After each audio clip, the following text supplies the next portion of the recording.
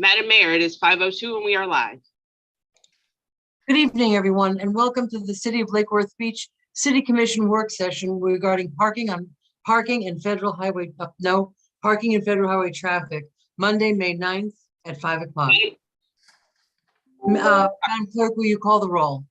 Mayor Betty Rush, Here. Vice Mayor Christopher McVoy. Let him sit. Okay. Commissioner Sarah Maliga. Present. Commissioner Kimberly Stokes. Here. Commissioner Ronaldo Diaz. Here. Okay, do we have the Pledge of Allegiance, I believe, by Commissioner Stokes?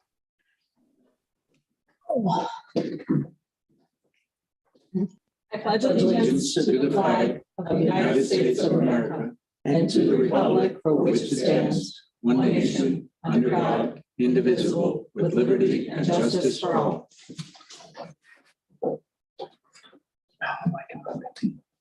Thank you. Madam Clerk, are there any additions, deletions, or reordering? Yes, Madam Mayor. The item B, the discussion on downtown parking, the study was deleted. All right, thank you. Can I have a motion on approving the amended agenda? So moved. All in favor? Oh, do I have a second? Second. All in favor? Aye. Thank you very much. I believe there is going to be a presentation by staff and our consultants. I'm seeing a thumbs up.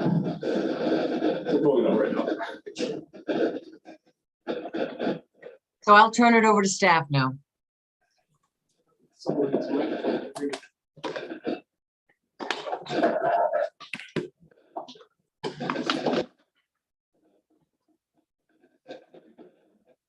Something's.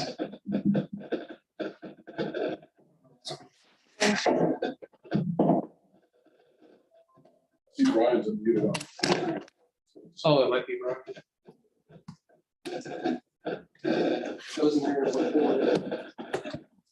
Mr. Shields, if you can hear me, can you mute, please?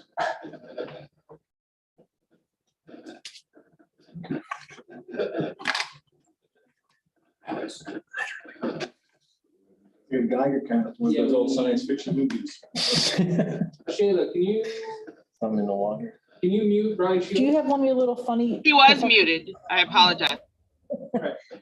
No, we're still getting something. Be a good idea.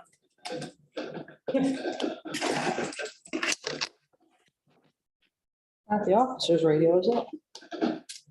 Can be his radio.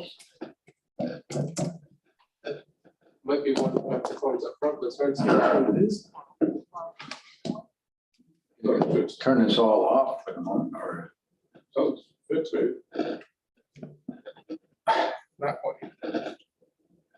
You want to hit the, you want to mute us up here? let's try it. We can always see the red one.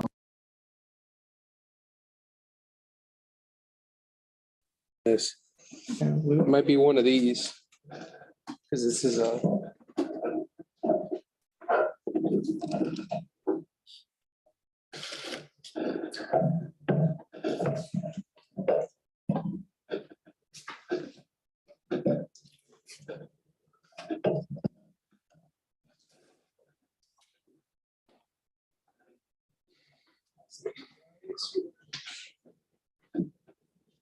Why? Because my computer decided to restart.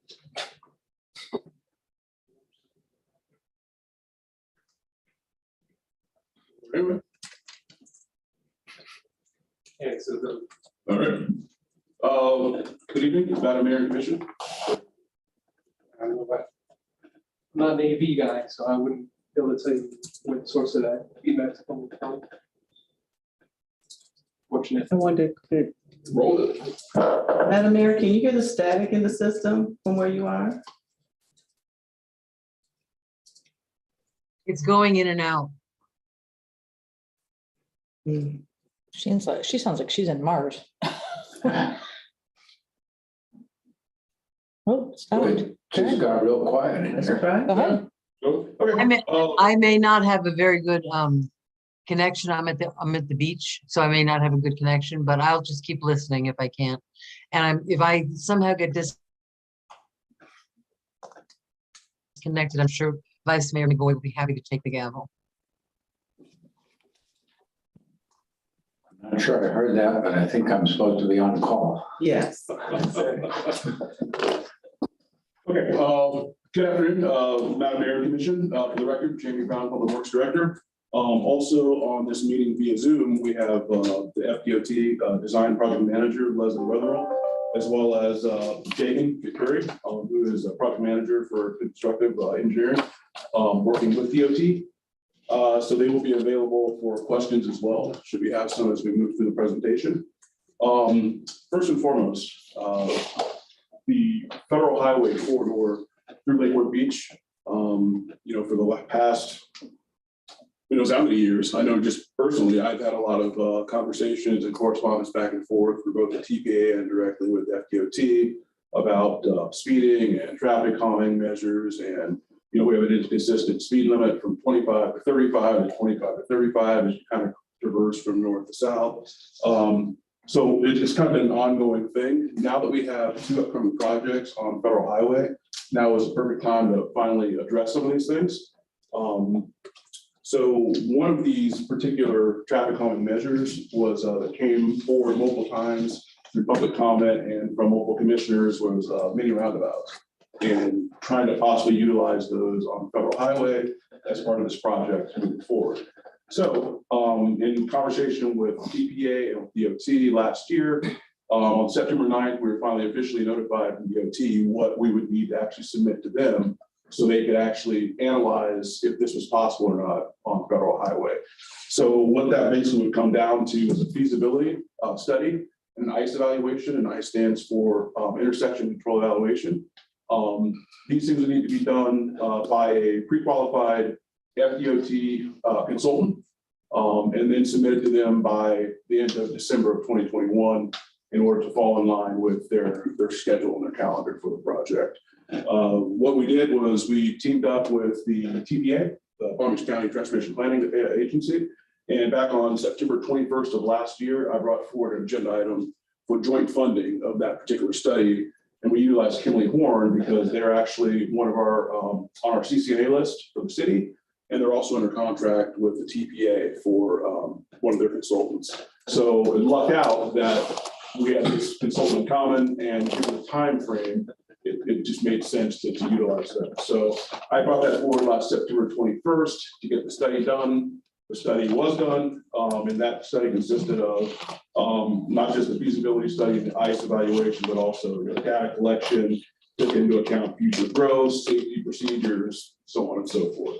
What they did was they basically looked at the 17 intersections between 10th Avenue South and 6th Avenue North, and they tried to evaluate those for potential mini roundabouts. Now, what came out of that study, and that's part of the backup as well, was that during these triple R projects, I'll go to the first slide here that has the project information. This project does go from 10th Avenue South to 6th Avenue North. It is a triple R project, which is resurfacing, restoration, and rehabilitation. When DOT does these projects, right-of-way acquisition is not part of that. So when you look at the 17 intersections from 10th Avenue South to 6th Avenue North, a majority of those would require acquisition of right-of-way. So it came down that there were only 5 that wouldn't require right-of-way acquisition, and that was north of Lake. So you had 2nd, 3rd, 4th, 5th, and 6th. So those were the 5 that they really concentrated on as far as the study was concerned to see if these were feasible. Long story short, with the feasibility analysis and the ICE that was submitted to FDOT,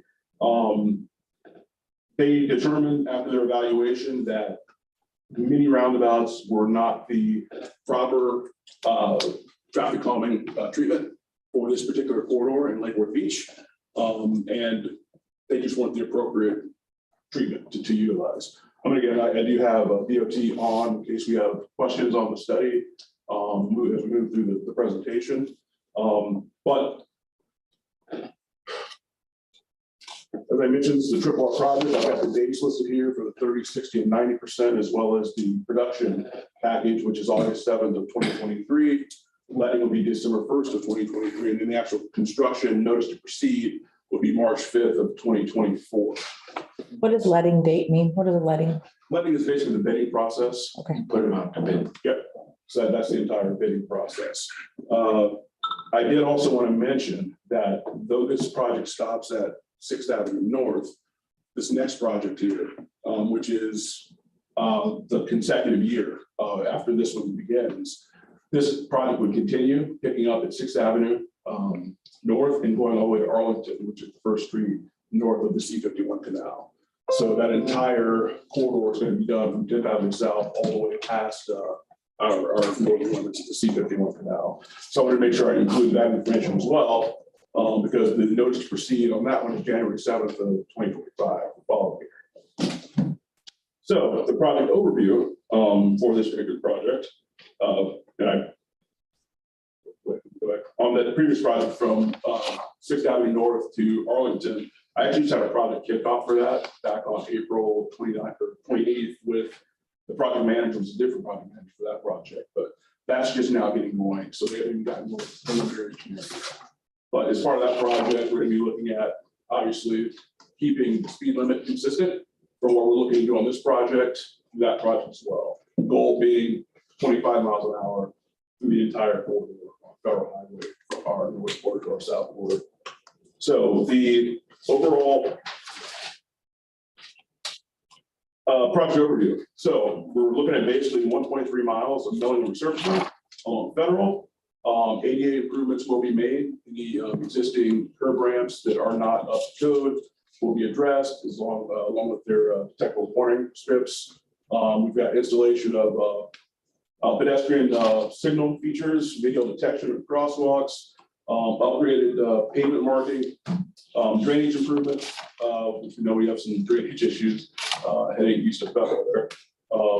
Signalization upgrades, lighting retrofit for intersections, and Paul and the electric utility has been involved as well. So we make sure that our equipment that's going to be replaced as far as lighting matches with everything else we have in the city.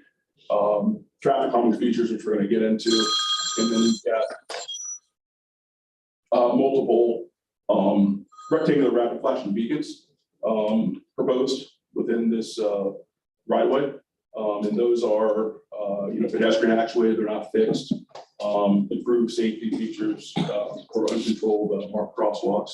And just as a side note, we do have multiple DOT projects going on in the city and multiple RRFBs proposed for all of those projects, which we currently don't have any within the city. And as part of the backup as well, I had made an official request to the Federal Highway Administration.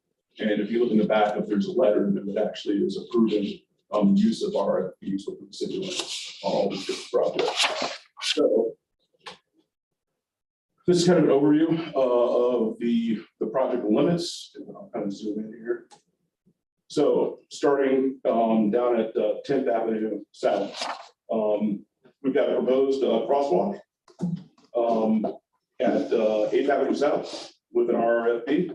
And then moving north, we have a proposed raised intersection at 7th Avenue South. So this is going to be something that's different on DOT roads, and there aren't many in the state, actually having a vertical deflection within the right of way. And we're proposing 2 as part of this project. This being the first. So we'd actually have an entire raised intersection, 7th Avenue South. Don't they have those on the on Olive, like going towards West Palm Beach? They have those tables.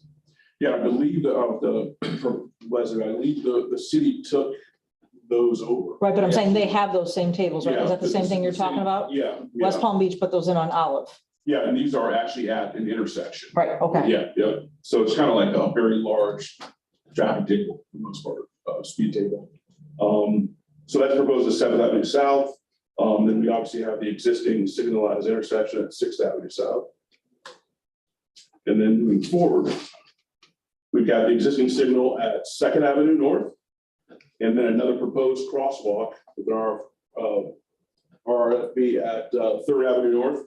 And then we have the existing signal between 4th and 5th Avenue North, right next to Sacred Heart, which is currently just a street level, and it's currently faded. Unless you know what you're looking at, you can't even see it right now.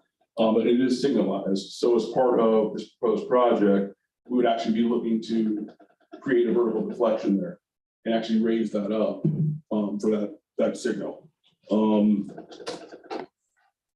Hard to see here, but this is just an overview of what that 7th Avenue South elevated intersection would actually look like, as well as the crosswalk between 4th and 5th Avenue.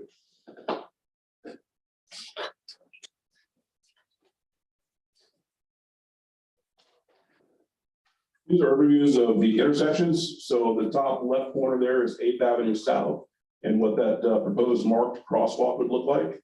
On the top right-hand corner there, that is 6th Avenue South.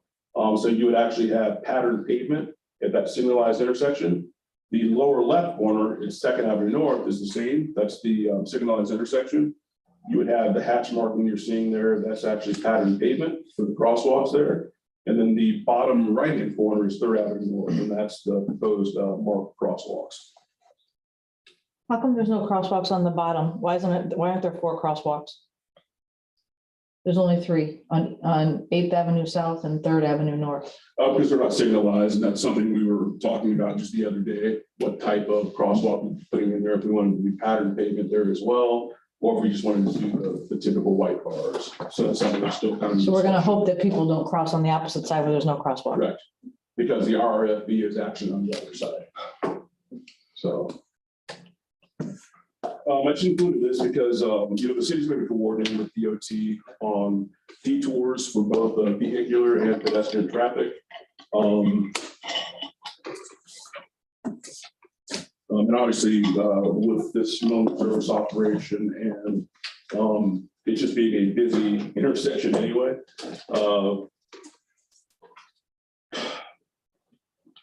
there's going to be some impact. We're working with leisure as well for obviously our events, our holiday parade. We've also got the street painting festival, just our different events throughout the year to make sure that those aren't going to coincide with any type of construction activity. We'll be working with them as far as the traffic control plan, the temporary detours, everything else to make sure that this project goes as smoothly as possible. So we will be coordinating with them. Another thing, they're going to make sure that during construction, the existing number of travel lanes will be maintained like at peak hours and everything else. So just like any other project. I also wanted to mention another project, another DOT project, and this is Lake and Lucerne. That's going to be going from the traffic circle all the way down to Golfview. And this is another RRR project with DOT. I wanted to mention this because a month from now, on June 8th, down at Osborne, they're having the actual public meeting. So I wanted to make sure that people are aware of that, mainly because the lane closure analysis they did indicates that nighttime is the best time to do this particular work, based on the type of businesses that are located in the area, the school, as well as the operation mill resurfacing where you're doing long stretches of road at one time. What time is that meeting at the Osborne? Because I don't think anyone knows about it. 3 to 7:30 p.m. Yeah, 3 to 7:30. Where are they advertising it? I know we got with leisure. I know it's gone out already on social media and everything. But obviously it's going out at least 2 more times before that. So I won't go over there. That needs to get out. Yeah, because the Whispering Palms is having their neighborhood association meeting tomorrow. I mean, Rolo is tomorrow, but none of them know about this. So I just want to make sure. I'll go to leisure first thing in the morning because I know it's been sent out once already at least. But we're still like a month out right now. But I do want to make sure everyone is aware of that because the big thing with that project is going to be, west of F and east of Tomwood, even though it's Lake and Lucerne, we're bordering residential neighborhoods. The mill resurfacing operation and redoing a lot of PA stuff and drainage issues. It's not quiet work. So if this is happening throughout the night, obviously there's an impact there on the neighborhoods. The flip side of that is trying to get all that work done during the daytime when we obviously know how busy Lake and Lucerne is, especially in the morning and the afternoon during school pickup, drop off, buses and everything else. So it's kind of what do we what's the lesser of the two evils here. So that will be discussed as well, whether this is going to actually be daytime or nighttime work. So this is going to be a big decision. Have they figured out, have they already decided kind of what direction they want to take here? Because I know I get complaints all the time about the crosswalks, and we had the signs in the middle, but then they get run over all the time, and now the pedestrian signs are like on the edges, but nobody can see them. So so when they do this triple R for Lake and Lucerne, do they already have the proposals for the pedestrian safety? No, not yet for pedestrian safety, but I mean, this meeting is gonna have a lot, and we're gonna go through a lot of stuff. Okay, and when it's 3 to 7? Yeah. Is 3 it, to 7:30. like, do we expect people to kind of rotate, come in and out at their, what's it, convenient for them, or? Yeah, so everything will be set up and it's just kind of that long, so people have the ability to kind of come when they can within that time frame. Okay. It's almost like a charrette, but not. Exactly. So that way, if you can't get there after 5, you can get there before 5. Type of thing. But obviously, the main thing with that's going to be the actual time of the construction that will be taking place. Jamie, I have a question. Hi, I'm sorry. It's so hard to do this, but is that going to involve landscaping and streetscape and all redoing Lake and Lucerne, or are they just going to do the pavement?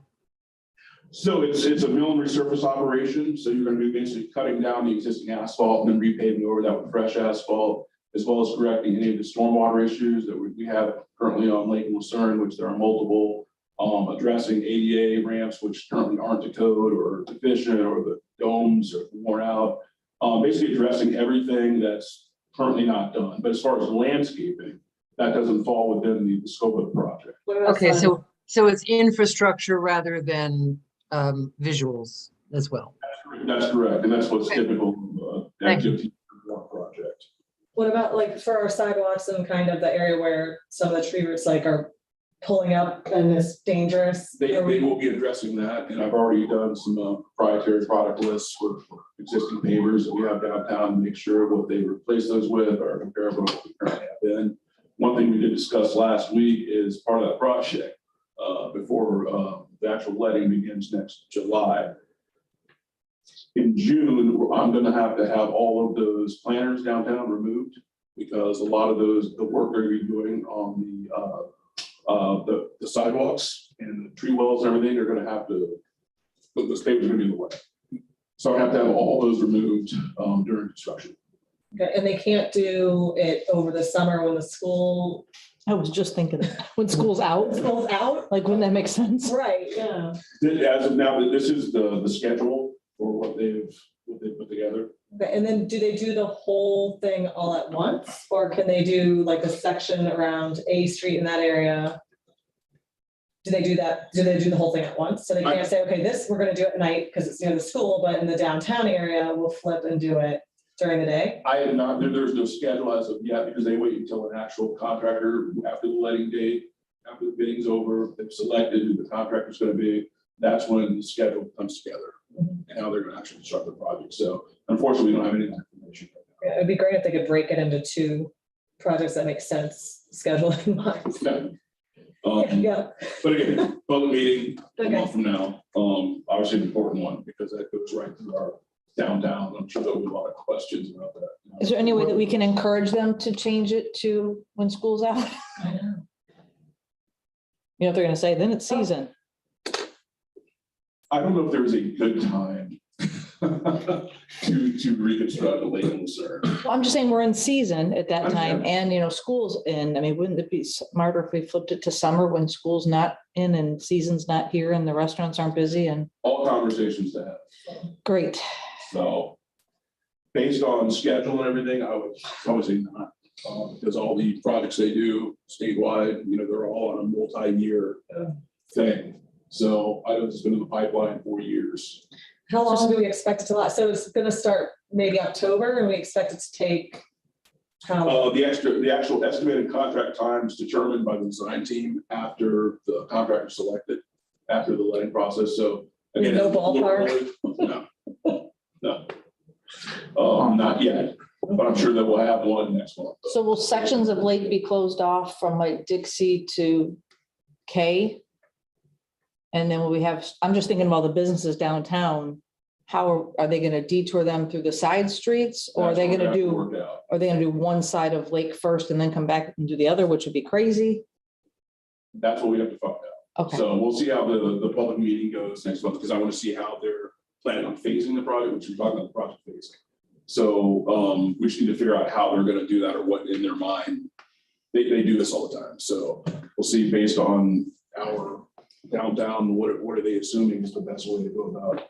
Yes, exactly. Before we leave that one altogether. Yes. I had the impression on federal that because it was one of these 3R projects, that was a good time to think about some things that aren't strictly part of the 3Rs. Mhm. Does the same apply to Lake and Lucerne, given that it's also a 3R project that one can expand the scope a little bit? Because certainly there is a lot of interest in the community in making the downtown traffic a good deal more friendly, pedestrian friendly, business friendly, all of those things. And I guess I wouldn't want to see a wasted opportunity to think about. You know, I think landscaping was brought up, other things.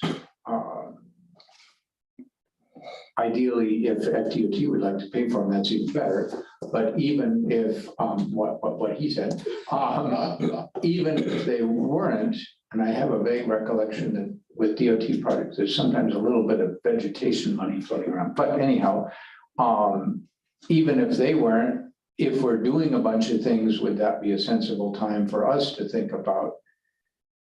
like a solar panel bus cover on Lake Avenue, like something like that? Any number of things. I'm just thinking of, you know, I'm thinking even as far as things like what they've done with Clematis, where they've leveled the cross section between the sidewalk and the road. And, you know, there's a lot of things that people do to make downtowns more agreeable. And they're probably within the kind of mentality that we think about here. So that typically would not be something that the DOT funds that would fall in the city. A perfect example is like our lighting. When we updated all our lighting LED years ago, you know, we have a certain, like the lights when you're walking down Lake Lucerne, you know, we've kind of conformed and made sure everything's the exact same. So on these DOT projects, we're making sure that on our proprietary product list, we're including the exact electric features that we have right now, like all of our poles and everything else. Right. So that we actually fund through the city. So even though they're going to be doing lighting as part of the project, We get the above bill. and beyond what is standard. Listen to her, she said no. What if the, DOT. but what if the improvements are result in like a really good safety improvement? I mean, it's in their best interest to improve the safety, right? So I think like Christopher, like Commissioner McVoy mentioned, there's opportunity. If you're going to be ripping up pavers already and curbs, then now's the opportunity to take a look and say, well, maybe we can delete that curb. Maybe we can have less pavers, more, you know, green space for permeation, help fix those poor oak trees on Lake that are all, you know, we talked about the root balls and how they're really constricted. This is the opportunity to do it. But I think also there's a lot we can do just by how we stripe the road. Like I had mentioned earlier about back in angle parking, road dieting. I think that can be done through simple, you know, through how we stripe the road. And if we can do that, and if we show that it's safer with DOT, I mean, you know, any day now you can walk on downtown weekday. Somebody has to make a delivery, traffic is going to be backed up. It's not ideal. It's not very safe riding your bike through there. There's blind corners, so on and so forth. If the improvements that we're asking for results in a safer road, shouldn't that be considered? It depends on what the improvement is. If it's a design aspect where we're talking about curbing and letting that different, that might be something that would be up for discussion. If we're talking about stuff that like landscaping, additional striping, perfect examples like on this project on from 10th to 6th North, the pattern pavement, that's above and beyond what they would typically put in. So that's something the city would actually incur as far as cost. because it's just something that is gonna look a lot nicer on our corridor. Right, It's worth the investment, but that's not typically what they would put down, the pattern pavement. right. So that's something we would pay for. Same with the lighting, it's decorative lighting. We like the decorative lighting in our city. So instead of just putting your standard lighting there, we're going with the decorative, just like we're gonna do outside another project right in front of City Hall here between Lake and Lucerne on Dixie. We're doing the decorative lighting, serving the matches. That's something that's coming out of electric. So, but if we wanted a covered bus shelter, like I was a poor gentleman yesterday waiting for the bus on Lake and I was just watching him bake, right? If we wanted a bus shelter, then would be the time for us to go to Palm Tran and say, we need a bus shelter right here on this spot and start working on that 6 months, a year ahead of time? Well, additional things like that, which would kind of come under, especially if it's like Complete Street related, that's what we utilize the TPA for, because they do have funding for certain things like that that would go above and beyond what the typical DOT triple R project would fund. Okay, You have the TPA, which we could put together a package of, well, we really want to look into this or this, and make that list, and then see if we can actually get funding through them, because that's a lot of the things they fund. all right, perfect. I like It's that. picking- I like it's that. picking up. Let's put together our wish list and Yeah. what Yeah, we can yeah, do. so they kind of pick up, and again, it's not guaranteed, but Right, that's what we utilize them for a lot, is to pick up that balance there. The where gap in DOT between. ends And where we would then have to start paying for. I'm really concerned when I'm looking at this project that October 4th is when they want to start. I know that our businesses in town, they bank their year on what they make during our season. Mhm. And if there's any way that we can make this project happen in the spring, in the summer, you start tearing up Lake and Lucerne, you guys, this place is going to be on fire by all the business owners downtown who are already complaining about no parking. Right, and that's why I'm curious if, I imagine it takes more than a month. If it was like 3 weeks, we can like suck it up and deal with it Right. for 3 weeks, but if it's like the entire.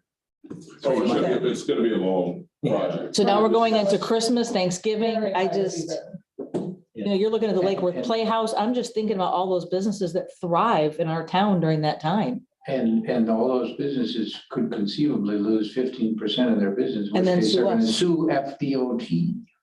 Or us for allowing it. No, it'd be. We don't own the street. No, I hear you.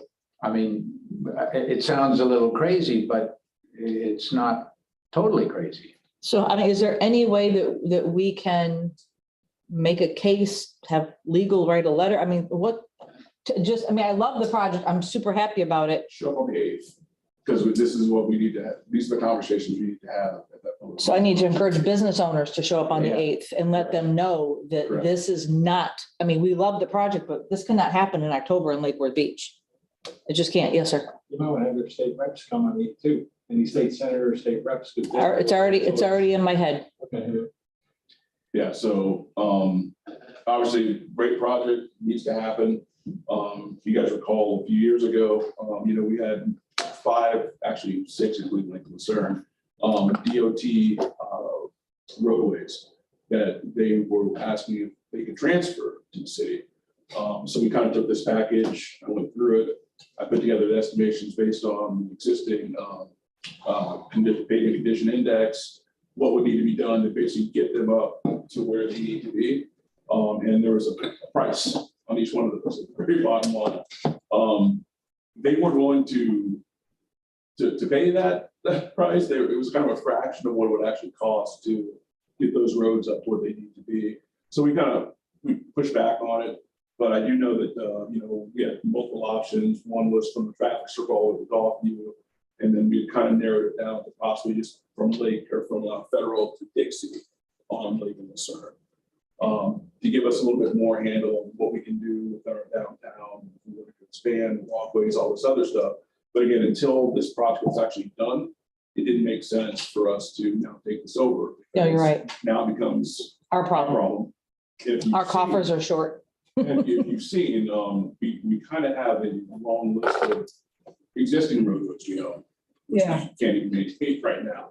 So acquiring even more on top of what we currently have was kind of like, we need to hold off until everything is done, and maybe have a conversation again. So, Although one of the discussions that we have in our city is sometimes it's okay for us to spend money that we don't really have for a project that we think will have a huge return or even a large return in terms of the economic growth of the city or whatever. And I would think that one could make, let me put it this way. I bet that with some effort, I or somebody else could find you somebody who would do an economic study that would say, if you did some of the things, you know, not necessarily the same, but some of the things in the direction of some of the different parts of Clematis in West Palm, or pick some other community, that would have a big economic return, maybe even bigger than what it costs to do it. So I'm just saying that the concept of a return on investment is not crazy, and I'll bet one can find people who will do studies that show that there is one. Now, whether you believe the study is another matter, but I'll bet you could. So can we get a list together of what the potential things are? And then I know if we have to wait for a bid to try to estimate costs, but it would be nice to know these are the things we like that other cities have done, and you know, maybe we could get money from other sources to help County, cover that extra yep. cost, like he was saying with the TBA. covered bus station. Yeah, but I mean, we have to at least start by dreaming. Right. And now is the time to do that. Let's make our vision board Exactly. now. Yeah. That's what it comes down to, is if we're gonna rip up these pavers in the road already as it is, it's like working on a car. If you're fixing the car to, take care of an oil leak or something, you might as well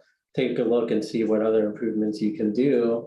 And we need to, make sure we don't drop that opportunity. You don't want a new shiny road and then afterwards realize, oh, it would have been a lot better if we striped it this way or whatever. And I do notice when I'm out there, little things that maybe for a lot of, maybe for most people it doesn't stand out, but there are little things from like a planning perspective and a business perspective. I mean, for example, last Friday we went, I went to see Much Ado About Nothing at the Playhouse, and then walking down the sidewalk, you notice, there is definitely an eagerness, or in terms of business wise, people want to be outside on the sidewalk. They want to walk, but when you're walking and it's super tight and it's constricted, be like, maybe if we had one lane of traffic and better parking, we'd have more space. Then I wouldn't have to awkwardly walk in front of, the poor guy playing the band, playing their music, and I'm in between them and the audience because I don't want to walk out on the street.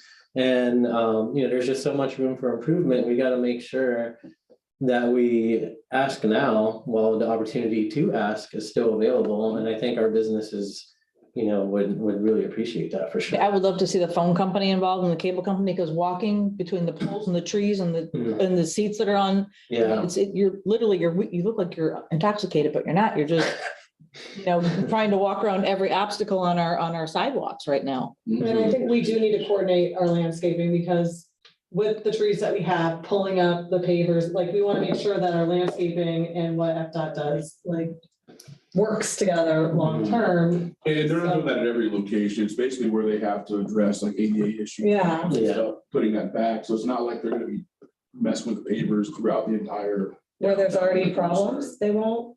or- Yeah, where they're gonna be addressing existing issues out there, but that's not the entire downtown though. It's almost, There- I feel like it's almost every street. Their DOT is gonna be driven by the changes that are needed for like ADA access or things like that. They're not gonna see a tree that's girdled, they're not gonna fix that because of. But we should be mindful of the We ones that are trip hazards, Yeah. that are, And we confined. already do that now. When we have those, we go out, we have to get our horticulturals out there, make sure that we're trimming what roots we can't trim, it's not gonna kill the tree, reset the pavers. So twice a year, we have a company that comes out and does the paperwork when we have trip hazards. So that's something we already budgeted for right now. I'm excited about this. I'm just really concerned about the time. I mean, it's just, Yeah, and again, we can always ask for anything, but they are FDOT roadways, they're not city roadways. So all we can do is, just like with the mini roundabouts, we inquired, what do you need from us as far as a study? So you guys can actually analyze it and get back to us with an answer. We did that. Unfortunately, it came back that it's not feasible based on their analysis. But again, it's their roadway. We can't force them to do anything. no, but if we get the Congress people and the state reps to, to say, what, the city barely bounced back after COVID. This is not the time to be shutting them down, because literally that means they just have this year, 2022, to make all their money to survive for next half of winter. Yeah, but again, that's why I wanted to make sure I included this as part of. Thank you for that. presentation. Yeah. Thank you, because at least this way we're giving them a year and a half ahead of time Yeah, to say, hey, you know, yeah. But, so, I'm sorry. No, I was just gonna say, yeah, I mean, and you know, our community, they're very educated on these issues. It's more than just environment. I mean, it's a customer experience. You go see a show, go walk down the sidewalk. I mean, there's so much room for improvement if we make it inviting. I think like Commissioner McVoy pointed out, yeah, it might cost some money in the forefront, but it's an investment. If our return, you know, if the economics of it work out, which I feel fairly strongly that it would, because that's what people want, walkability outside. They want shade. If the charrette taught us anything, is that palms are not the way to go. Yep. they're pretty, but Really happy to hear that. pretty. Shade trees, you know, that's the customer experience that people want when they go downtown. They want to be safe. They want to feel like they're gonna get sideswiped by a car when they're walking in their parallel spot. You know, there's a lot of room for improvement that we gotta start looking into. Well, let me ask this, and Carmen, I guess it's really, how would you wish to proceed? Would you like them to email if they have particular ideas on things for downtown or something we would want to have added to the project or possibly have looked at? Should they send that to you? Do you want them to send it directly to me so we can kind of start formulating a list together that I can then get with the PPA and see? I think both. Let's do both. So we both.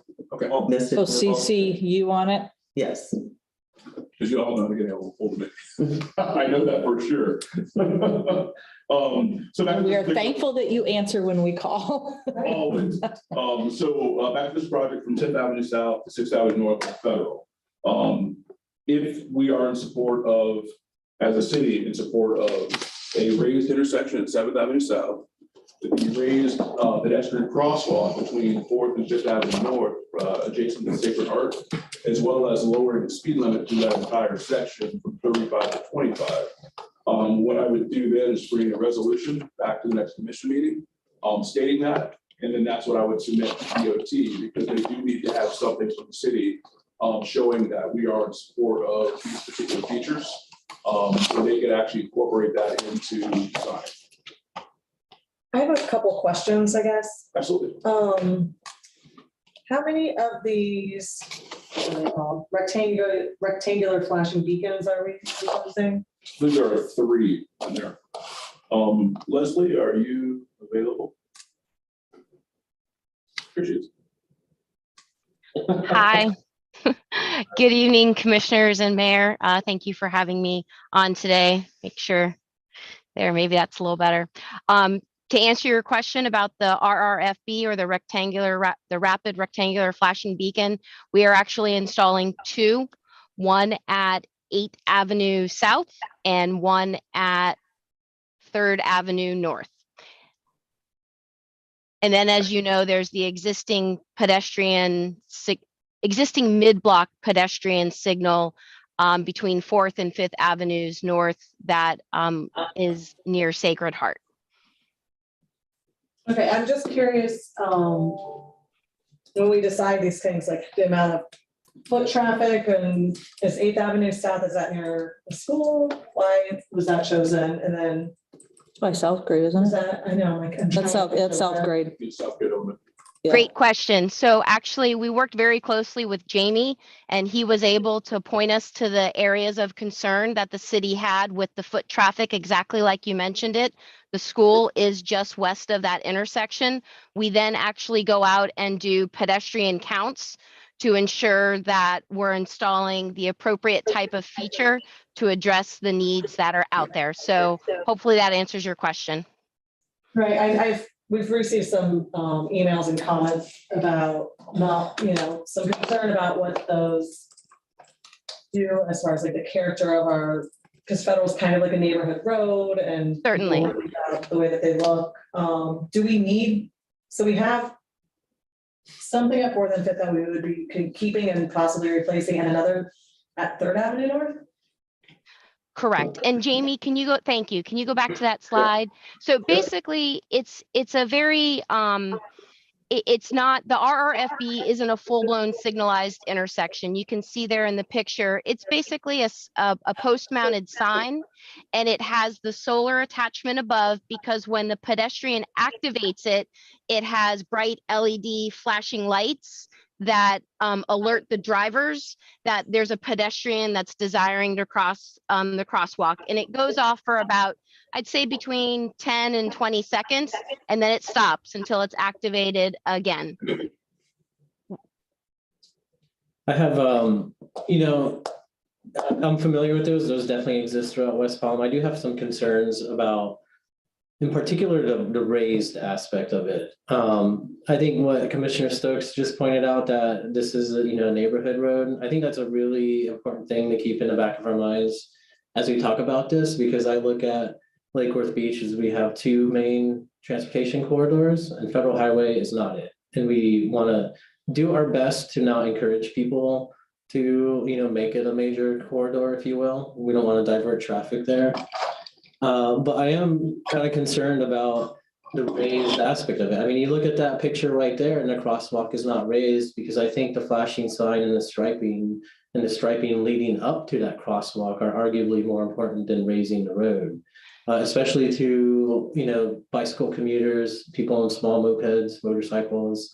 Yeah, you want to slow them down, but I think it's more advantageous to slow them down in a positive way. Like, that's why many roundabouts are so good. That's why better striping, or 10-foot lane widths are better than something a lot more, I don't know what the word I'm looking for, intrusive, obstructive, because that can be a hindrance, and it's going to make it not comfortable. I mean, my bike does not have suspension. It's a rigid frame. And as we build a community road, like a neighborhood road, as this should be, different users, bicyclists love to use it. You're making it more difficult for them. And we should balance it out. And I think, just like that photo for a crosswalk, obviously super needed. I think the only people who actually push the button in those crosswalks are students usually. But I think it's needed to have safe crossings for sure. But I think the hindrance of raising it is maybe a step too much in terms of effectiveness. Again, when we were looking at that, it was from the speed aspect. Because even when you have, say, that example we're looking at right now, there are a lot of people that don't slow down for that. Right, but people do slow down if you go from a 12 to a 10-foot lane width, and if you have, I don't want to say like loud striping or aggressive striping, but there's, I think, ways to alleviate that. If we had more room, obviously the perfect or the more ideal situation is to have more green areas on the side, more trees and whatnot. But I think through striping, through width changes and other means, we can slow them down, because bumps oftentimes, some of the most aggressive bumps are up in West Palm. It's by what is that park? The community, by the South Olive Community Center. Those bumps are super aggressive, especially on a bicycle. And on cars, I noticed that people, if there's no school, people tend to be a little bit more respectful when there's school. But when there isn't, they'll slow down, they'll cross the thing, and out of frustration, they just take off. So I think we should really consider that. And just so you know, from 10th Avenue South to Lake Avenue, it's a 2-lane undivided highway, and those are 11.5. 11.5. And then when you get north of Lucerne, you got the three lane undivided. It's urban collector, and those are 11 foot lanes. Okay. Yep. Um, Paid median. I would like to weigh in too, that am I in favor of the lower speed limit? By all means. The things that I see suggest that lowering the sign, changing the signage and lowering the speed limit is like the least persuasive way to deal with that. At the opposite end of the spectrum of what I gather, and one of the difficulties sitting up here is that you got to be an expert in about a bazillion different things. Which you are. And I'm not an expert in any of them, but we can read, and you can apply a certain amount of your own logic to it too. But what I see is that somewhat what Commissioner Diaz was referring to, and Commissioner Stokes too, that if you really want to control the speed on a road, it's the stuff on the sides that convinces people. Long, straight roads that are wide, those are what they just shut down over on Beeline Highway, drag strips.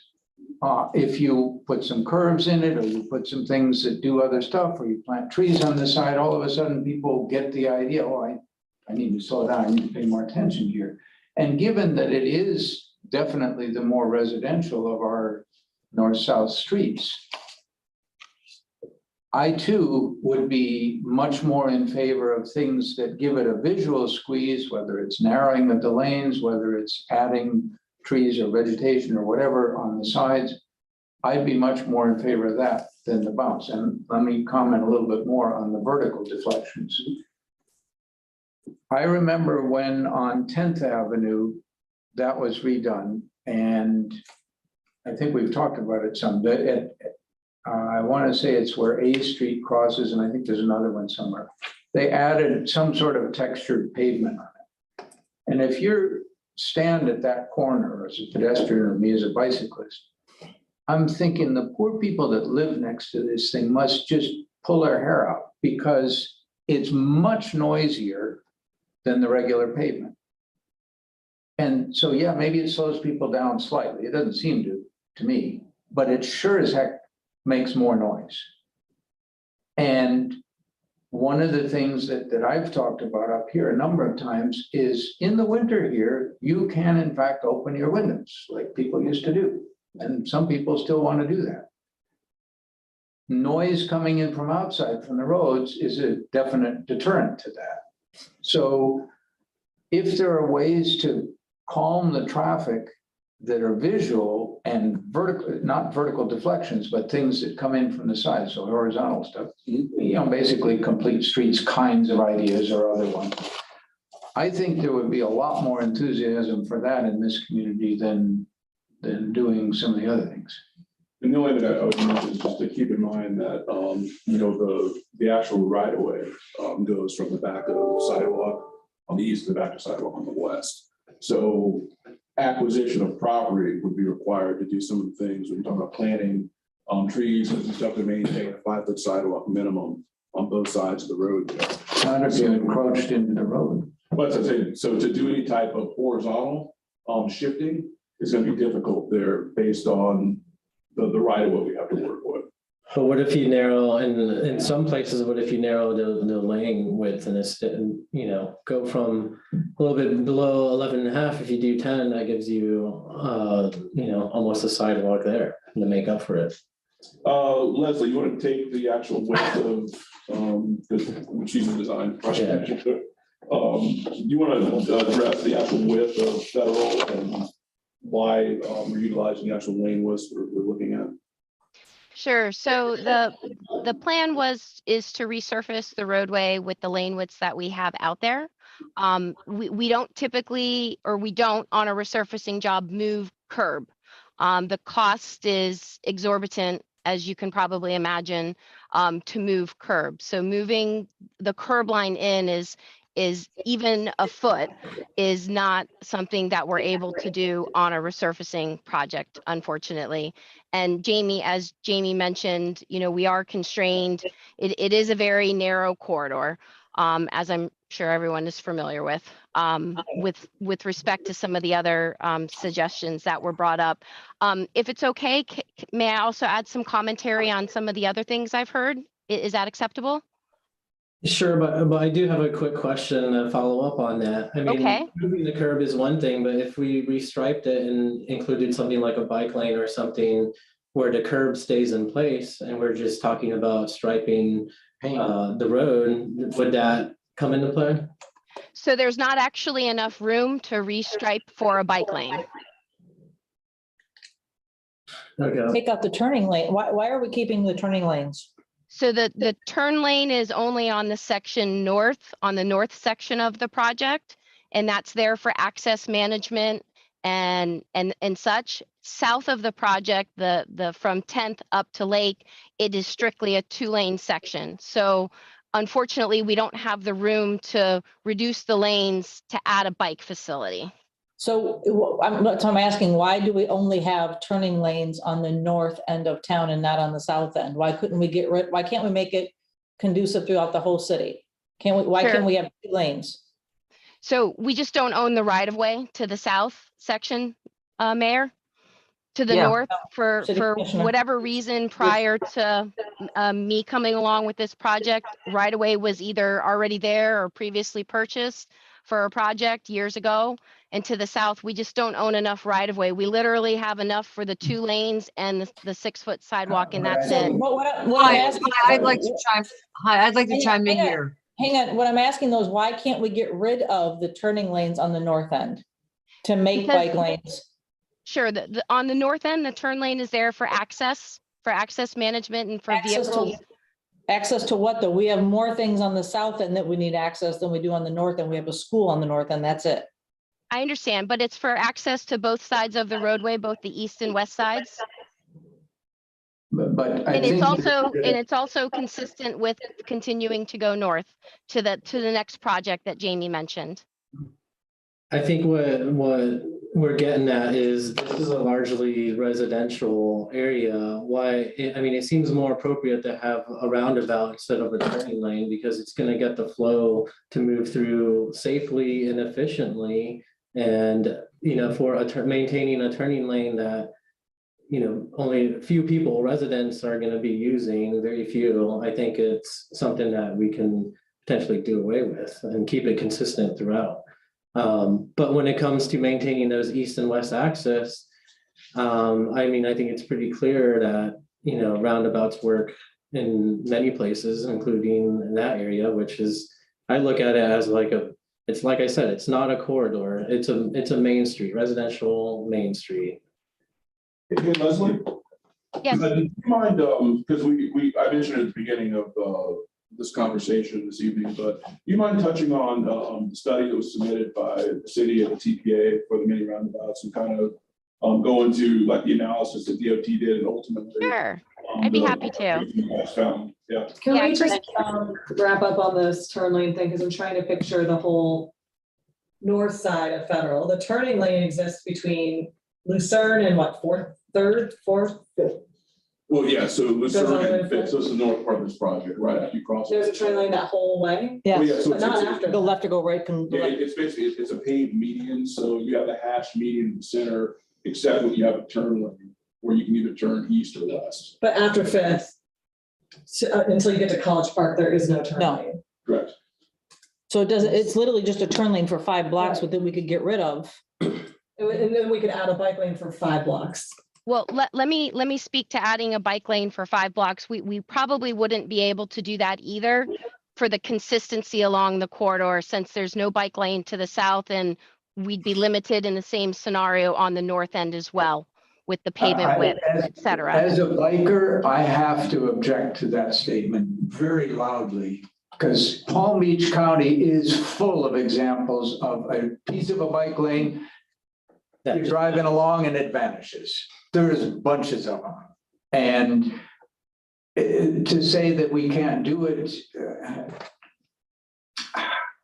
to me, I'm not seeing a broader look at what this piece of land does for the community. You know, there's a lot of interest in this community at multimodal transportation. There's interest in noise issues, there's interest in safety, there's interest in things that I think if we can be more imaginative in what we do with the street.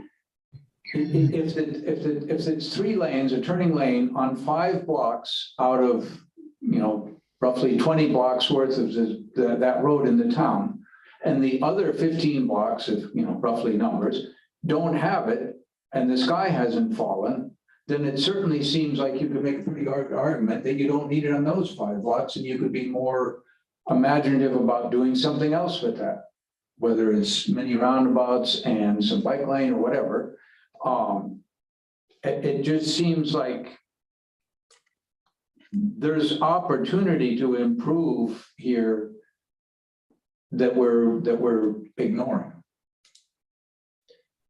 Yeah, I mean, I would definitely want to agree with that because again, it's not a major corridor, you know, it shouldn't be, not for car drivers. And I use Federal for sure when I ride up to West Palm and north. And, you know, as a bicycle commuter and user, I see, you know, the issues on that road. It's still the better, obviously, it's still the safer, better choice than Dixie. Dixie can be for cars, Federal can be for people who live on that side of Lake Worth, and for the bicyclists, which there are a lot who use Federal because it is our safest option. And our, you know, I do want to agree that consistency certainly is the goal, and we would love to have that go about throughout the entire city, but realistically, that doesn't really happen anywhere. So to cast off like, you know, a quarter of this federal highway to not have it because the rest of federal highway can't have it, I don't think that's a great argument either. I mean, And I also think there's a lot of accidents because those turning lanes are there. I mean, Yeah. I know there was a really, really bad one where I don't know if the person lived.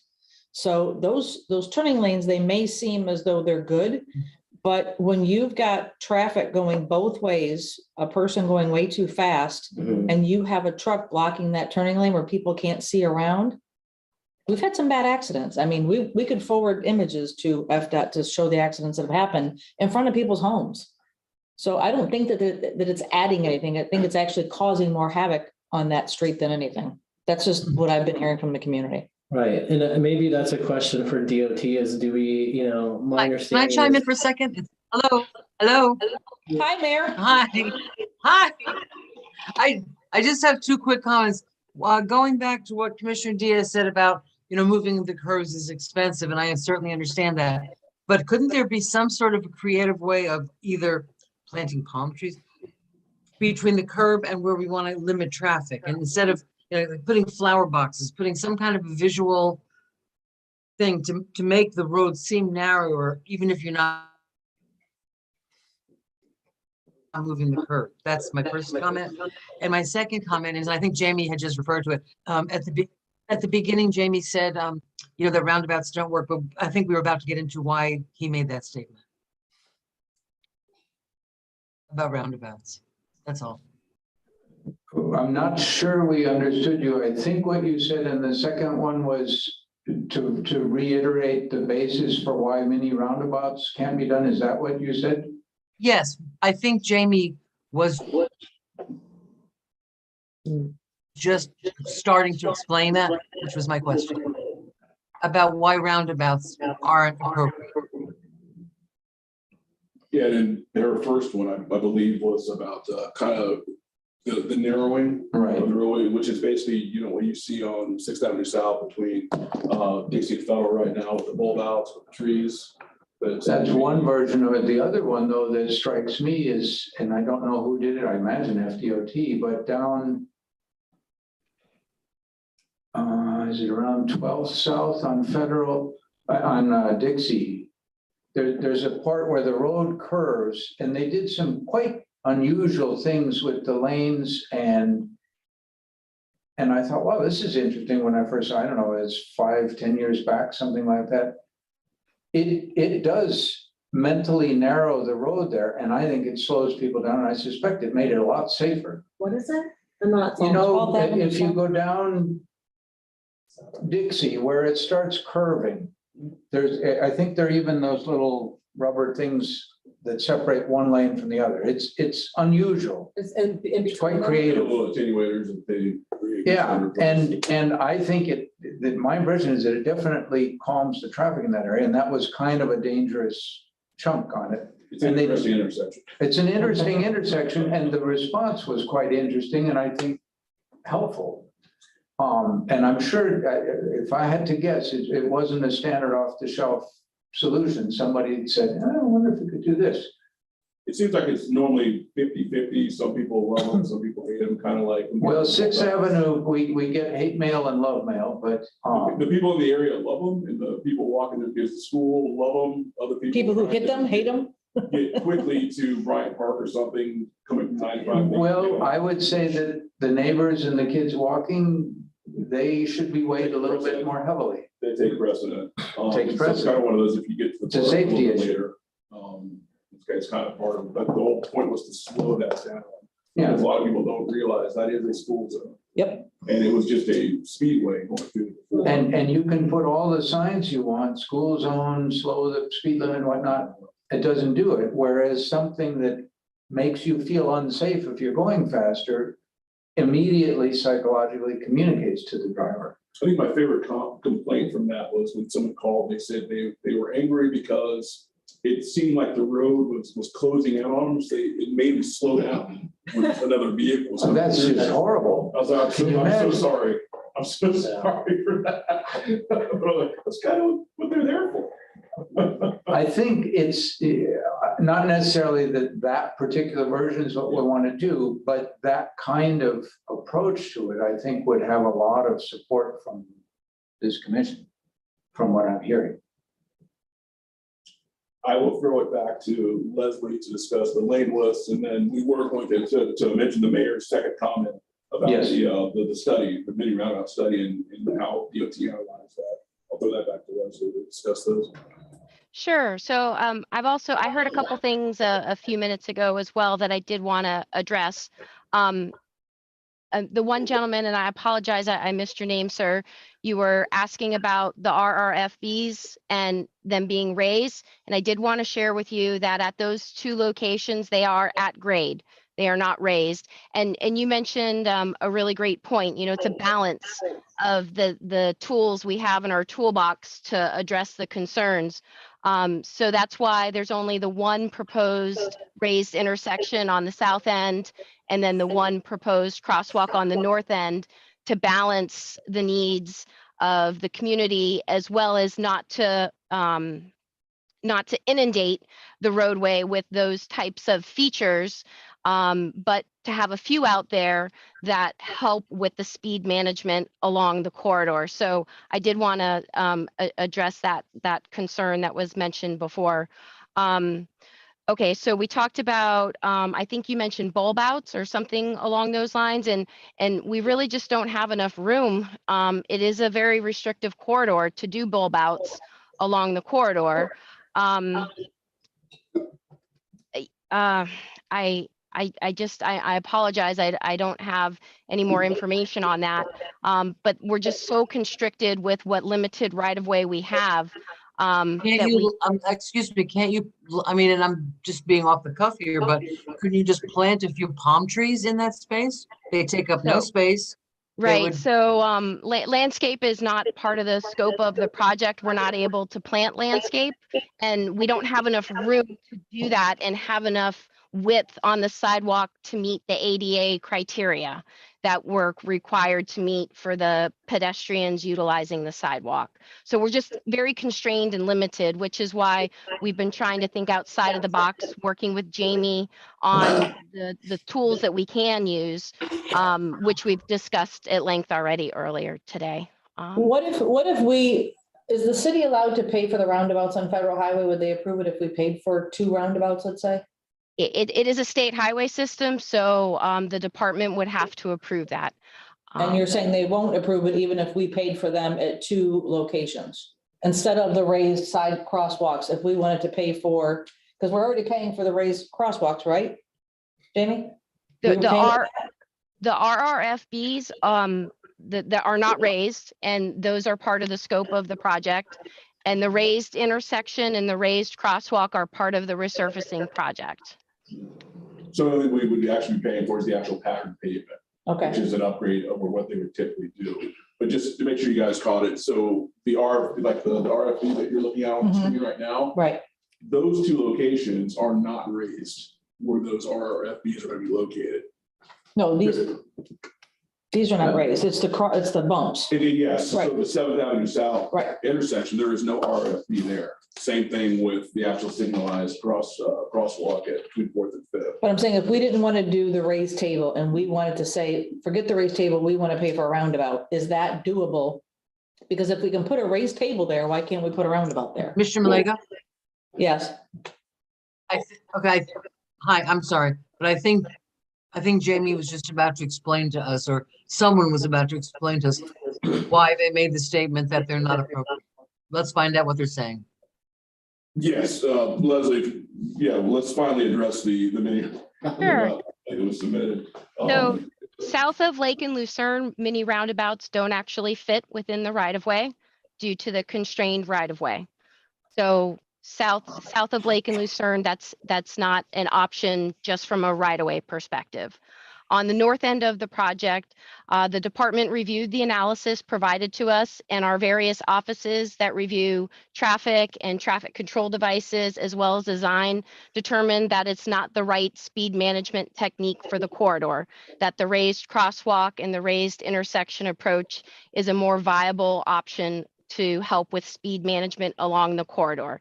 Keep in mind also that there's also a signalized intersection at excuse me, 2nd Avenue North, as well as we'll be installing a new RRFB 1 block north of there. And then we have the signalized pedestrian mid-block crossing between 4th and 5th. So in combination with, on the north end, with the one raised crosswalk and the existing signals, as well as the new RRFB that we're putting out there, we're confident that that's going to help with the speed management technique. And I did just want to mention one other thing to the south. As Jamie mentioned previously, we have been successful with getting approval to reduce the speed limit in that section from 10th Avenue South to the Lake Lucerne intersections to 25 miles an hour. So once the project is complete, it will be posted at 25, the entire limits of this project. And thank you for those explanations, but I think it would be safe to say that this commission would like to go on record that we feel that many roundabouts in the parts of the highway that are wide enough would be a viable solution, and probably a very effective solution because it's a visual one, it's a traffic flow one. And that's what we would prefer to do. I would not agree to that. Well, I'm just thinking of the 5 blocks. It just seems so intense. We have a stoplight, then we're gonna have the RRFB, and then we have another stoplight, and then it just seems like boom, boom, boom, boom, boom, all because that turning lane's there, and we just have like one block after another of like. Well, I think it's important though, because there is a school there and kids don't always cross at crosswalks. We all know that. So I think that it is a little intense. I would rather us be more cautious than not in that area, especially if we're not getting rid of the turning lane.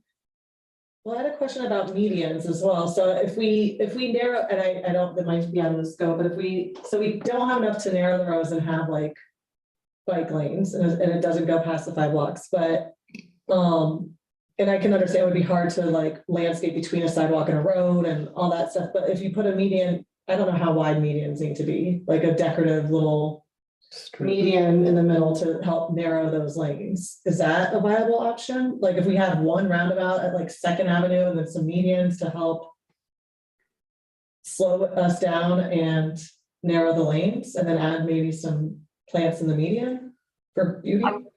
I would like to interject.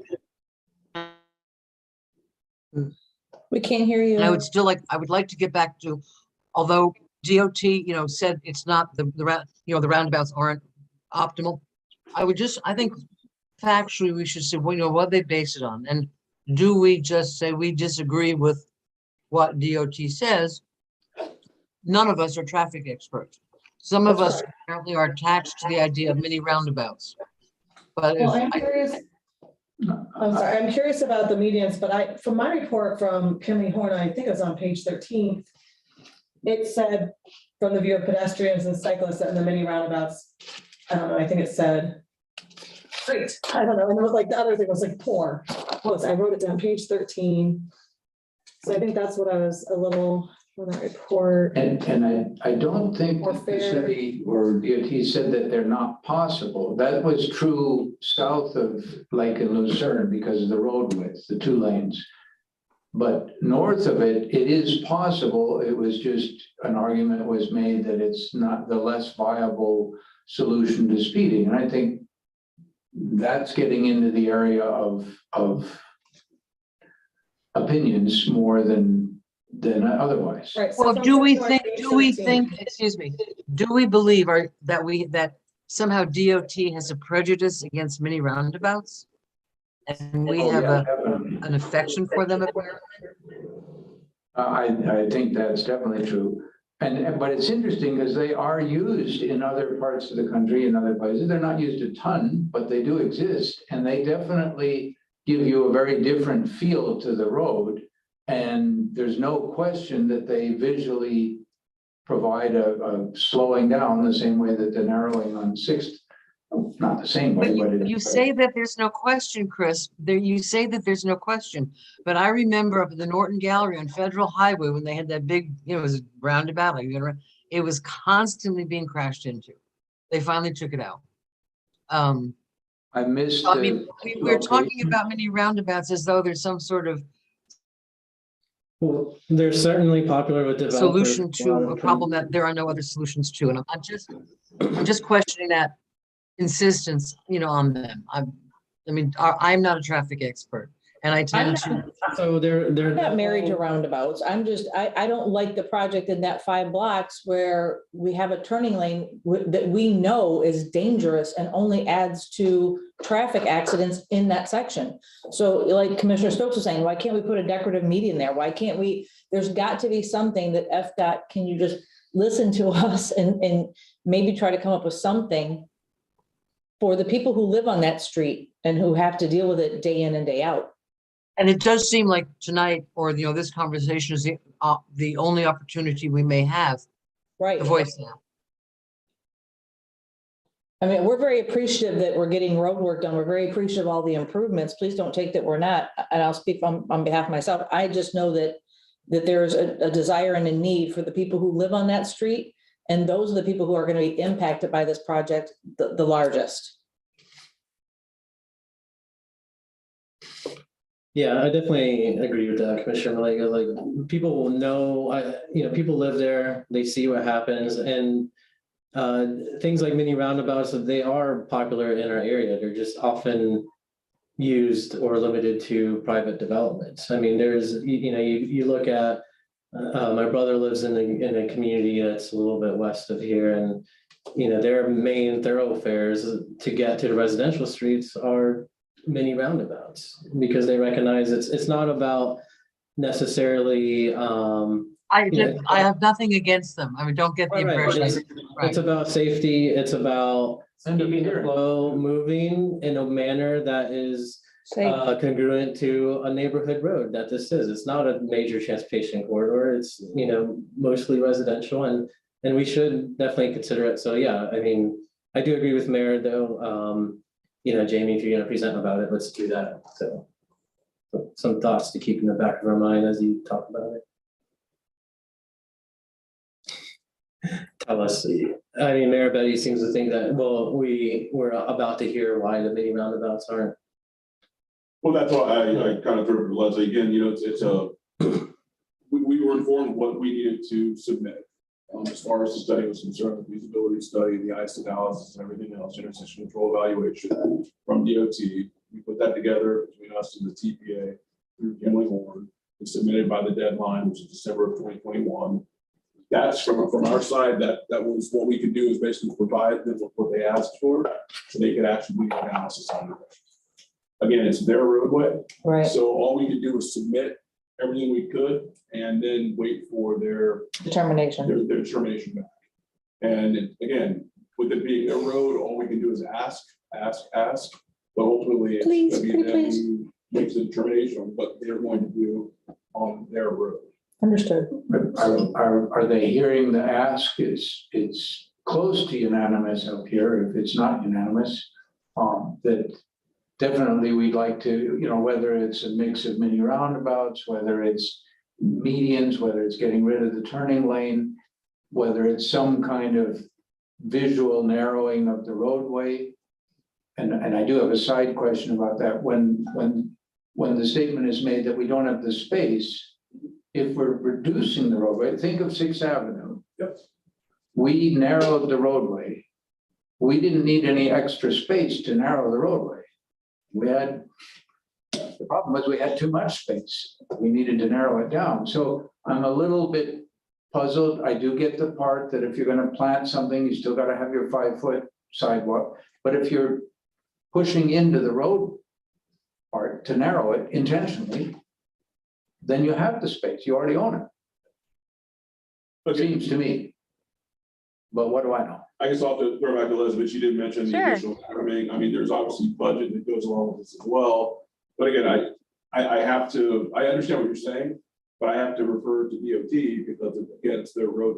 So we can put studies together, we can submit everything we want to submit to it, but ultimately, they're gonna push it through. And Leslie already mentioned, you know, it went through multiple departments in DOT. They made the determination based on, you know, how their analysis went, and then they let us know. Do they consider the complete streets and the pedestrian and the bicyclist? Because from what I'm hearing, the raised the raised crosswalks are what's frustrating for people trying to bike through the area.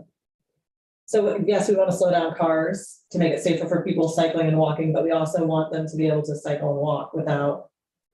You don't want to impact other users. Well, Right. again, you know, part of this meeting was to have this conversation Yeah. with you guys, and ultimately, if it's decided that you don't want the safety features, then I just wouldn't present the resolution at the next commission meeting, asking for the safety features to be added to the project, and then we'd have nothing to submit to DOT. You're talking about just the raised tables though. The raised tables, Well, actually. I think there's unanimity, that I think I can say, that we want some form of safety features, meaning something that calms the speeds. What those features are is, I think there's discussion here. We're less keen about vertical ones, and I would expand slightly or disagree slightly with Commissioner Diaz, who said it's the most important is for the residents that live along there. I think he's mentioned that it's a pathway for bicyclists, because that's a better place. It's not great, but it's better than other things. Yep. So that's something that we want to encourage. We want to make, you know, Vision Zero. We want to make all those things that make other modes of transportation safe to people. So, I mean, don't get the message that we don't like safety features. Oh, no, Yeah, I- no, no. Yeah. I just wanted to clear that up.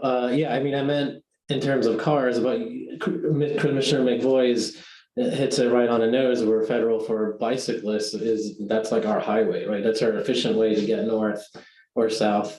That is, you know, so we want to be cognizant that we got to improve the safety for sure and traffic calming, but we also want to be cognizant of not impacting other members of the community who'd be using that road. And, you know, to go kind of piggyback on what Leslie mentioned before, you know, that's why when she was looking at the many roundabouts and the analysis, you know, there are multiple traffic calming measures that we've taken. And she had mentioned utilizing multiple things to kind of achieve what that is with the RFBs, with the raised intersection, with the raised crosswalk, just utilizing different traffic calming measures all together to overall slow the speed, along with dropping the speed limit from 35 to 25 to that entire corridor.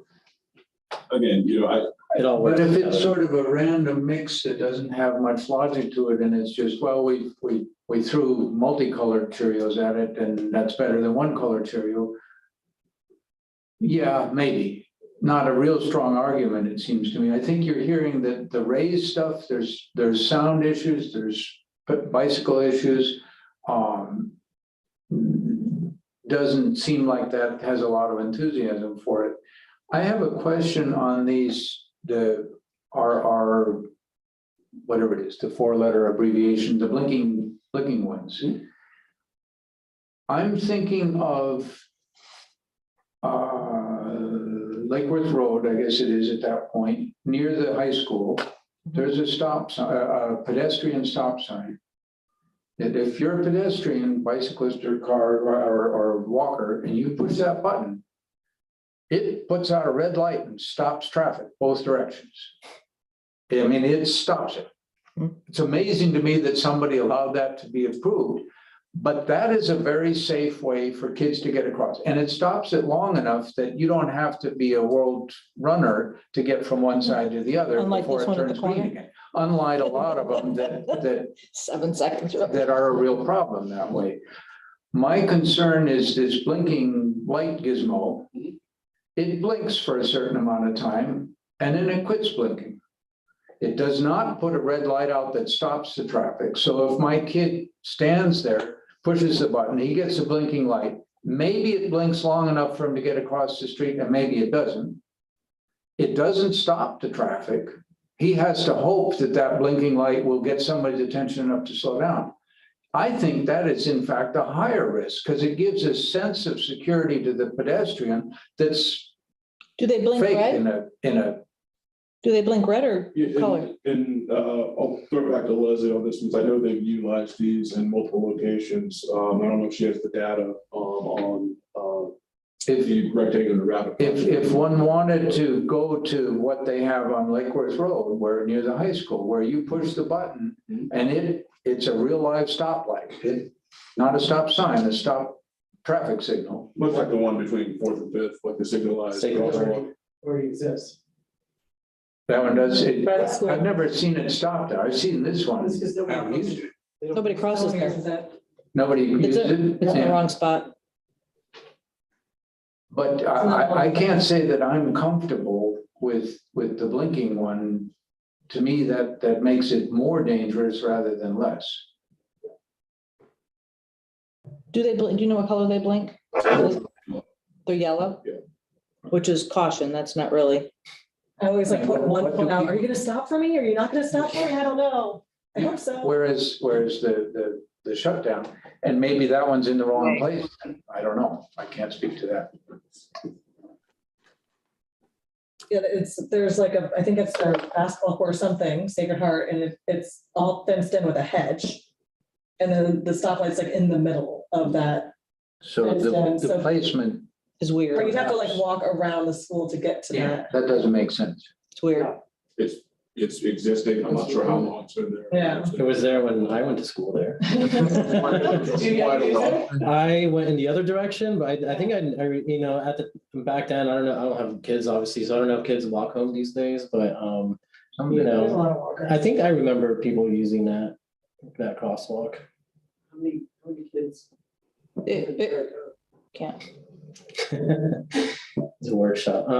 But I do see, you know, I think what Commissioner McVoy is bringing up is a very valid point on, you know, we're not looking for like a single silver bullet to fix all the traffic woes. We're looking for a combination of things, but some of the things that are proposed, like, you know, lowering the speed limit, I think I'm generally for that, but it's a casual, you know, it's a suggestion at best. Like, this is Florida. It's like famously, you know, I remember when they raised the speed limit on 995 to 70, it's like unofficially 90 now. Like, do people really even, you know, how effective is that on its own? But working together with, you know, striping and things on the side, the visual constriction, I think that's the future. That's what we need to look at. Where appropriate, the roundabouts, because clearly they work in other communities, they're safer.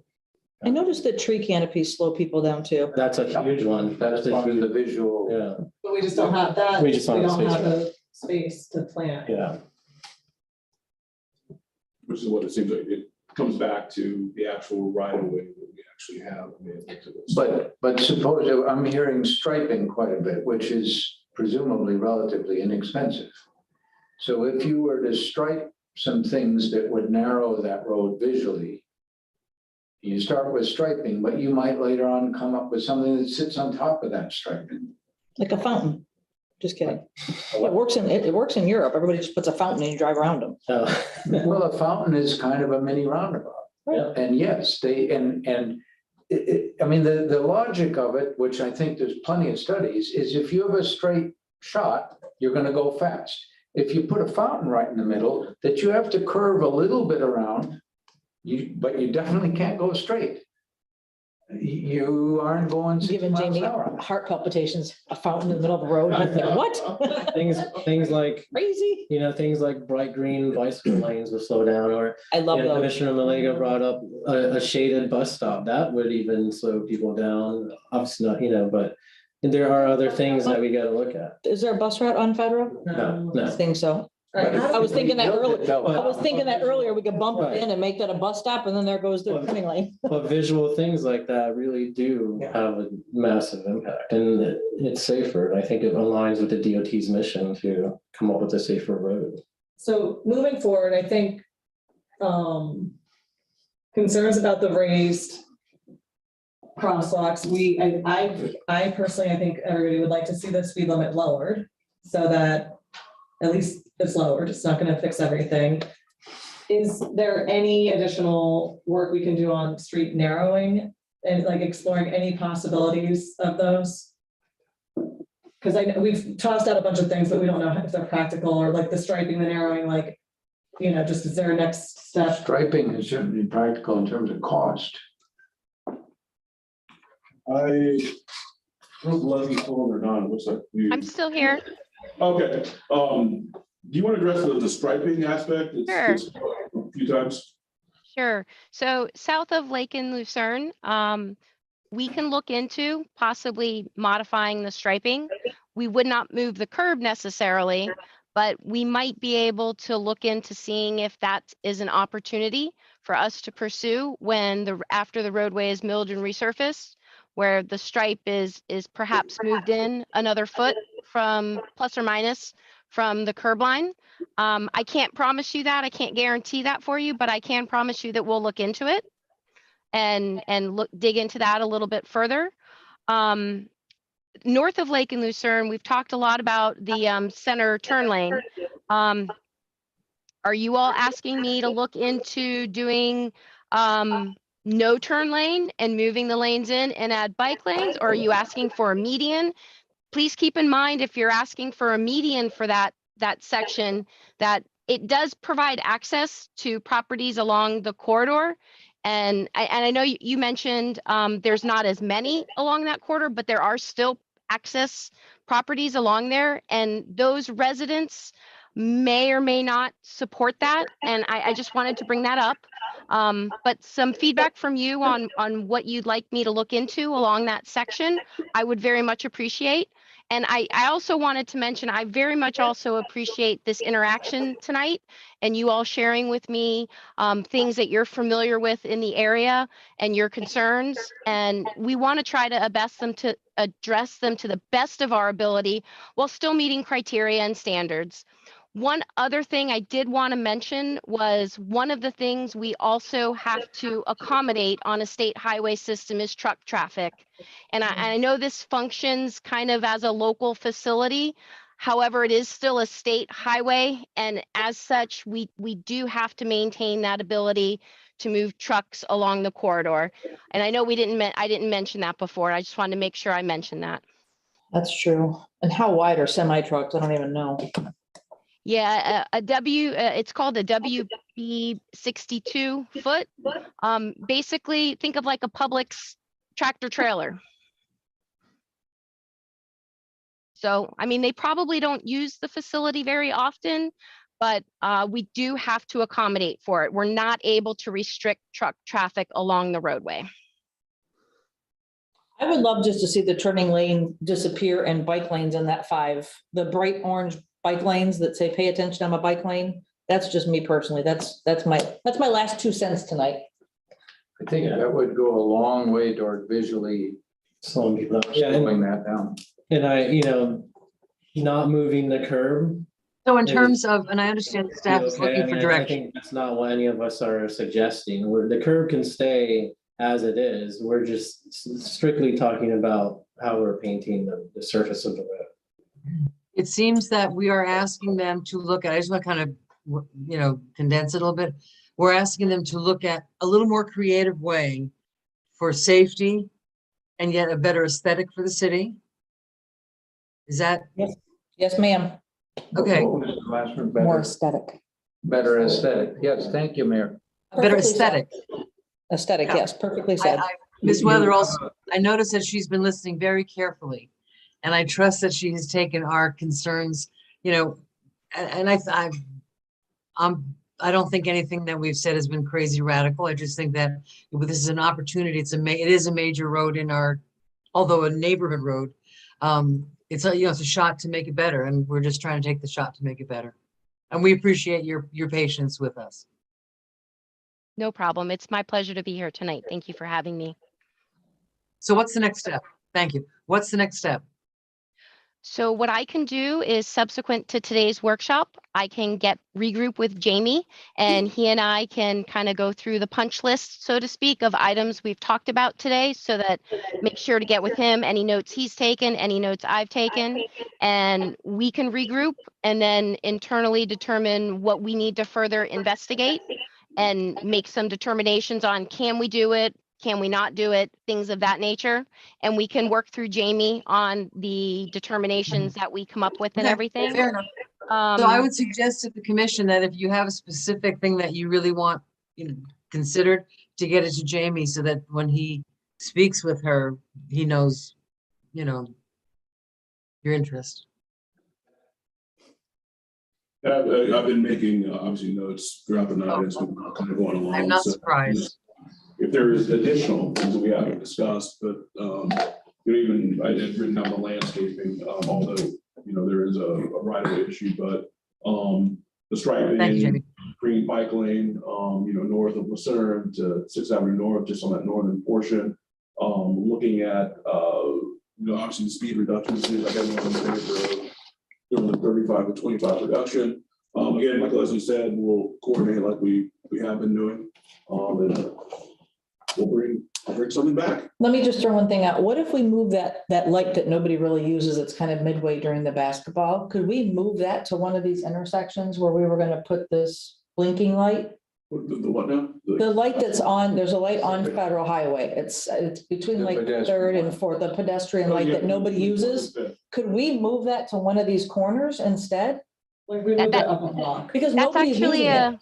that's a great question. And we talked to our office that handles the warranting of signals on the state highway, and they indicated that it does need to remain. Yeah. Which is one of the reasons we wanted to come back with the raised crosswalk in combination with the signal and the raised crosswalk to help with the speed management in that area. Okay, thanks I'm for the assuming, answer. and I don't know for sure, but the cost to relocate that or to remove that is not a small expense. I'm just saying if it's not being used, I was just wondering if we could move it to where it would be used, that's all. We just put a new base over, unbolt it, slide it over and rewire. Just slide it right over. Is that simple? Right? Can't we just run an extension cord like down the sidewalk? There's a lot Okay, of thank you. people- It sounds to me like you guys have done your due diligence and everything we asked you have a great answer for, so thank you. Yeah, again, the whole purpose is we wanted to bring this to you to get your input. Obviously, it's federal highway through our city. One of our main corridors, we have Lake Lucerne, we have Dixie and Federal as far as our state roads. So it's a big thing. And, Leslie agreed that, this is something we need to get input from our mayor and commission on what we're able to do. Obviously, there's no guarantees, but at least we're able to put our thoughts and our input out there and see what we can do. Awesome. And obviously, like I mentioned on Lake Lucerne, things that might fall out of what DOT would fund, that is why we have the TPA. So we can see what we put together and what they might possibly fund, especially you always want to have that complete street / vision zero angle on anything you're doing, because that always makes it a little easier to get funding for what you're doing.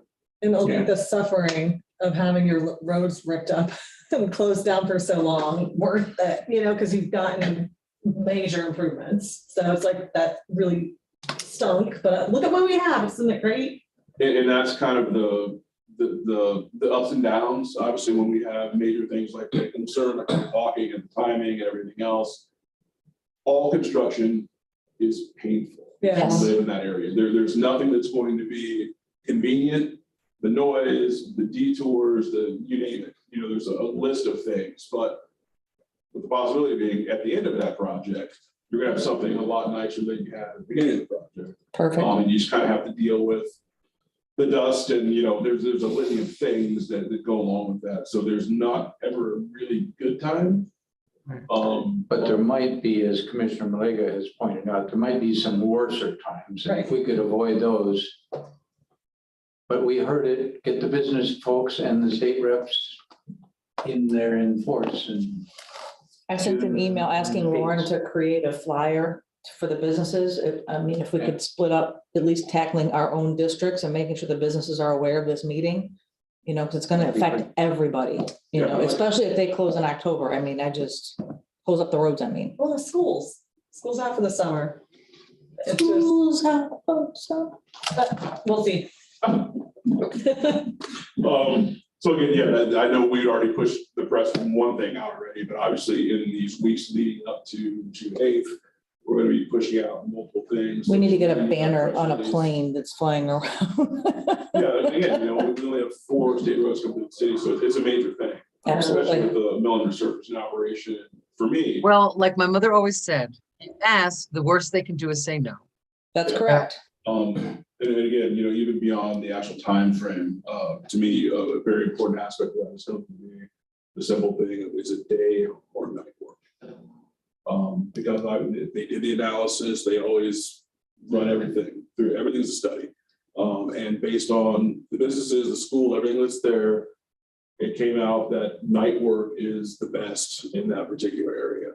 So that's the big question mark. Do we want to say, okay, the city's on board, this is going to be a nighttime operation? Yes, it's going to be loud, it's going to be painful for those bordering, but that's a lot better than blocking up traffic both directions throughout the daytime and with school and buses and everything else. There's really there's no when there. It's just a matter of what's most efficient. And what's Summer. Jamie, And it seems like the idea was raised that different parts of that stretch, since it goes from the roundabout to Gulfview, there might be some stretches that are pretty heavily residential that you might say, well, let's deal with the hassle and do it during the days that these poor people can sleep. And then other parts that are pretty much businesses where let's move that tonight. And that's what's going to come with the phasing and how you get someone on board. Yeah. Because like I would say before, west of F, and then east of basically Palmway and east, you now have more residential. Yeah. And in between those, it's more of your businesses, and then obviously right down here, our city center. So it might be a mix, but Fun question, stuff. it's fun. question, Jamie, Yes, ma'am. what are the evening working hours? That would be established as part of the project. Oh, okay. Typically, There's no it's standard time. 8 to 6 is what we would allow for daytime hours. And we always, in our contracts, we allow contractors the ability, if they need to work on a Saturday, they need to provide written notice to the city ahead of time. And then we have the ability to either approve or deny that for that weekend, depending on what that operation is. Sometimes we'll approve it, especially if it's getting toward the end of the project and they're running into the possibility of having the LDs, liquidated damages.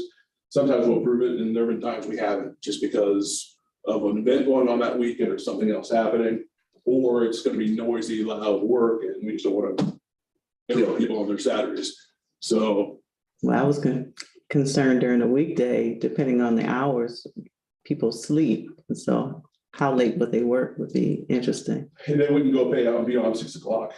But if they're doing the night shift, The night shift, it would be, I don't know if that's an 8:30 or 9 o'clock to like a 4 in the morning. I'm not sure what that actual. Ooh. It's nighttime work. I mean, well, so if you're ever on 95 at night and they have the operations on 95, those kind of kick up around 9 o'clock and they go throughout the night. And then by the time, 4:35 in the morning roll around, people start commuting and stuff like that. That's when all the cones, all the barricades, they start But it's getting not picked up. They're residential. going down 95 and then it's open by the time it's time for. Kind of glad that this is on FDOT, not us. so another, Look at Blaine. another We will. question for you. How to do it something. We're getting into the weeds with road work, but I would imagine that whatever it's called when you grind off the surface, Oh, the milling operation. the milling, that one is pretty noisy, but the machine pouring the new asphalt is, it's not quiet, but it's a lot less noisier. Would it be possible to say, hey, do your milling during the day and you're Pouring at night. pouring at night?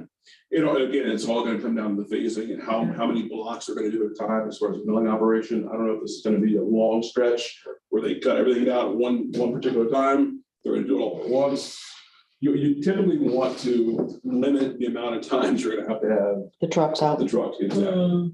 So once you have your miller out, you probably want to do everything all at once. I know on smaller jobs, we always want to have everything done at once. So you finish one operation, On to the start next. operation. But again, it's gonna come down to phasing, and after the letting process, when we actually get a contractor on board, after we make the selection, that's when they get into the schedule and how they're gonna phase the project and everything else. So unfortunately, we're just not at that point yet, but at least at this meeting, we can make it known, what our concerns are and maybe what they need to take into consideration. Yes. Selecting a potential contractor. Sounds good. All right, dare I make a motion to adjourn? Second. All in favor? Aye. Jamie, thank you very much. Appreciate your time and your Thank efforts. you, Jamie. Thank Thank your you. staff as well. We're all. Leslie, Leslie, thank you. Thank you so much, guys. Good night. Yep. Oh,